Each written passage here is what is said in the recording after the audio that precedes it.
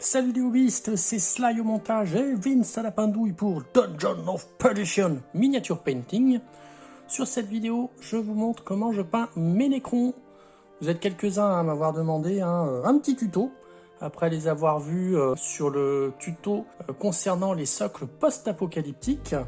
D'ailleurs, je vous mets le lien juste ici, parce que vous allez en avoir besoin pour ces Nécrons. Et on voit ça tout de suite, juste après le générique.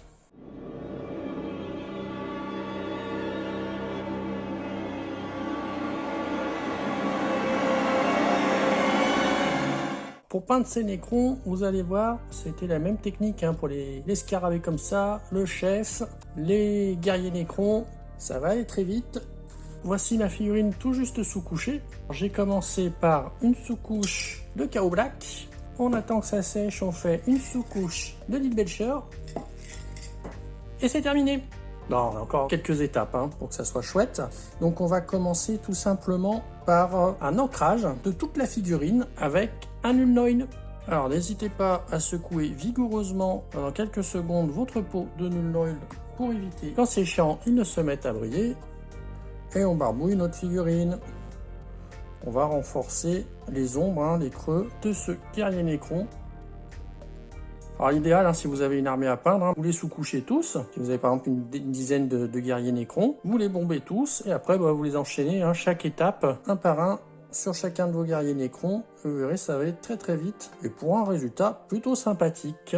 Allez, on fait l'entièreté de la figurine. On se retrouve une fois que c'est terminé pour cette étape et tout sec. Une fois notre Nuln-Oil sec, on va attaquer donc la seconde étape. Donc là, vous avez ancré vos 10 guerriers Nécrons, on va dire. Et maintenant, on va procéder à un premier brossage à sec avec du Iron Breaker. Et le brossage à sec, comme d'habitude, pour ceux qui ne connaissent pas, on met les peintures pures sans la diluer au bout de son pinceau et on l'essuie dans du sopalin, d'essuie-tout. On enlève le maximum, comme si on n'avait plus. On va frotter du haut vers le bas pour rééclairer un petit peu les métaux. Allez-y doucement, les figurines de Nécron sont un petit peu fragiles, donc essayez de ne pas péter les bras. Hop, on fait le dessus, donc regarde, je maintiens la figurine avec mon pouce. Le plastique est assez souple, elle tient juste sur un picot ici. Je maintiens aussi le fusil ici. J'essaye de faire au niveau des côtes aussi. Un petit peu éclairer notre guerrier Nécron avec notre Iron Breaker. L'étape suivante, je vous montre sur ceux qui sont déjà peints. Si vous regardez bien, j'espère que ça se verra à la caméra, leur armure est un petit peu bleutée. Et donc pour ce faire, je prends un Drakenhof Nightshade que je vais mélanger avec 50% de l'amiante médium. Je fais tomber une goutte de Drakenhof. Mélangez bien vos pots de shade et de l'amiante. Une petite goutte de l'amiante. Je mélange la mixture, je vais voir si ça fait pas trop foncé. Ça me paraît pas mal comme ça.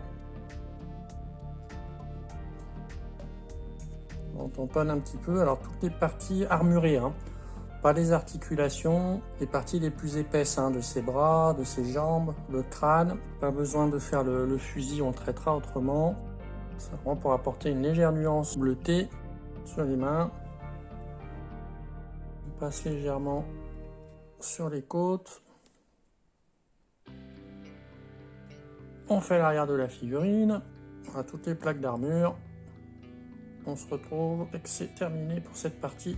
Pendant que notre Drakenhof sèche, on va apporter une teinte supplémentaire sur le fusil, sur cette partie. On va la foncer un petit peu avec du Black Templar mélangé à du Lamian Medium, donc du contraste.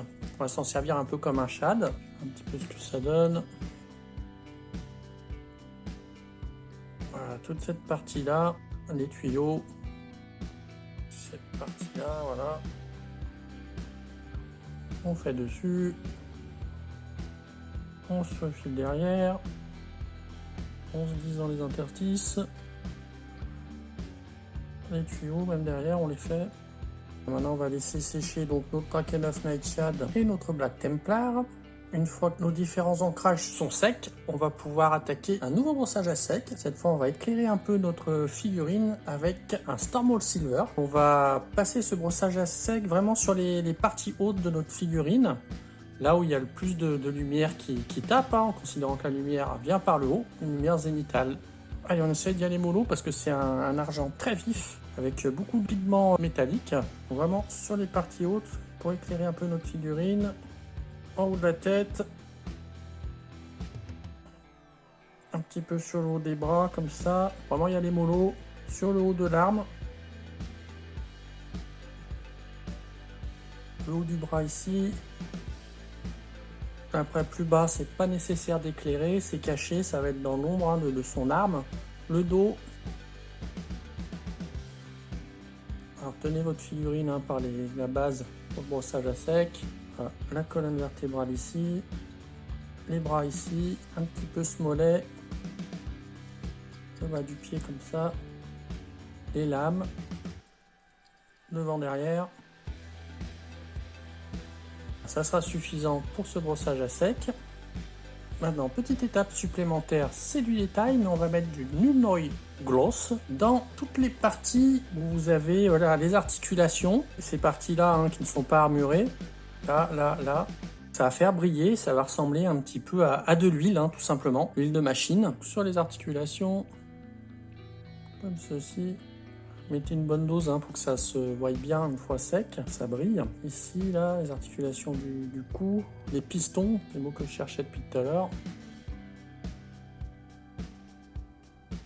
Les articulations des genoux, les pistons sous les mollets, on fait derrière. C'est le petit détail qui fera la différence, un petit peu de réalisme. Voilà, partout où il y a des articulations, on considère que c'est huilé, c'est une machine.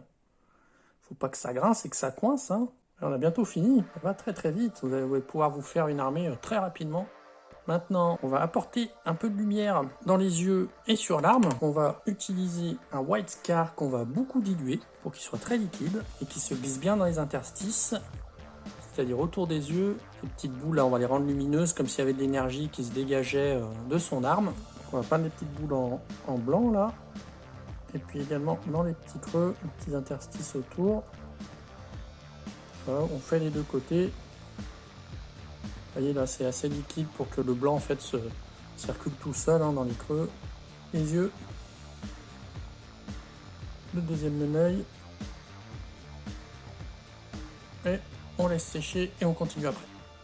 Une fois que notre white scar est sec, on va pouvoir appliquer la couleur. Pour ces guerriers Necrons, hein, j'avais utilisé ces peintures-ci, Glaze Bloodletter et Glaze Gulliman Blue, qui vont super bien pour déjà pour faire des glacis, mais également pour mettre de la couleur dans les creux, dans les interstices et faire une couleur très lumineuse en ajoutant un blanc avant ça, un genre d'OSN, comme j'ai fait hein, sur les autres Necrons. Alors quand ça se trouve plus dans le commerce, malheureusement, on va essayer de faire autrement, par exemple avec un Contrast Blue et un Blood Angel Red qu'on va bien diluer et on va voir ce que ça donne. J'ai pas mal dilué mon Contrast Blood Angel avec de l'eau et puis on va appliquer ça dans les orbites.